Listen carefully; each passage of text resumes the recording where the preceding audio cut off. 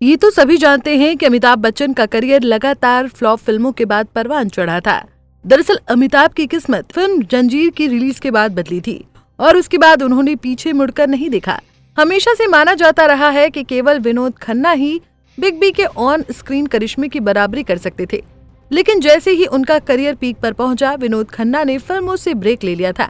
हालांकि 80 के दशक में एक और अभिनेता था जिसने अमिताभ बच्चन को कड़ी टक्कर दी थी, और वो कोई और नहीं बल्कि हिंदी सिनेमा के डिस्को डांसर कहे जाने वाले मिथुन चक्रवर्ती थे।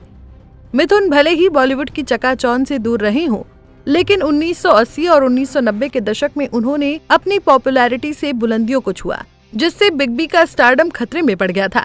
हाल ही में एक पॉडकास्ट में बिहार के सबसे पुराने थिएटर पूर्णिया स्थित रूपबानी सिनेमा के मालिक अभिषेक चौहान ने मिथुन चक्रवर्ती के स्टारडम की पुरानी यादें शेयर करते हुए बताया कि मिथुन ने मुश्किल दौर में सिंगल स्क्रीन थिएटरों को जिंदा रखा था।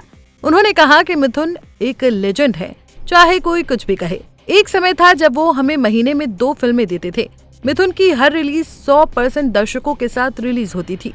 हमें पता था कि अगर ये उनकी फिल्म है तो हफ्ता अच्छा जाएगा। हालांकि मिथुन चक्रवर्ती को अपने करियर के शुरुआती दिनों में काफी संघर्षों का सामना करना पड़ा था। कुछ फिल्म निर्माताओं ने उनसे यहाँ तक कहा था कि तुम कभी हीरो नहीं बन पाओगे, लेकिन उन्होंने अपनी प्रतिभा और मेहनत से खुद को साबित कर दिखाया। उन्हें अपनी पहली ही फिल्म के लिए राष्ट्रीय पुरस्कार मिला था। चौहान ने आगे कहा कि चक्रवर्ती ने सिनेमा को आम जनता के दिलों में बसाए रखने में एक अहम भूमिका निभाई है। उन्होंने कहा कि जब बॉलीवुड एलिट फेज के दौर की ओर बढ़ रहा था तो मिथुन चक्रवर्ती ने सिनेमा को जमीनी स्तर पर बनाए रखा। साल 1985 से 1990 के बीच उन्होंने इतनी हिट फिल्में दी कि लोग उन्हें अमिताभ बच्चन से भी बेहतर मानने लगे। उस युग में मिथुन की पॉपुलैरिटी पीक पर थी, खास तौर पर टियर 2 और टियर 3 शहरों में उनकी फिल्में देखने के लिए थिएटर खचाखच भरे रहते थे। चौहान ने मिथुन के अनोखे लेकिन बेहद प्रभावी बिजनेस मॉडल के बारे में भी बात की। उन्होंने कहा कि मिथुन चक्रवर्ती की ज्यादातर फिल्में ऊटी में शूट होती थी, बजट कम होता था, क्रू कम रहता था और शेड्यूल भी टाइट रहता था। कथित तौर पर मिथुन प्रतिदिन 1 लाख रुपए लेते थे, जो उस समय बहुत बड़ी रकम थी, और वो सिर्फ ऊटी में ही शूटिंग करने पर जोर देते थे।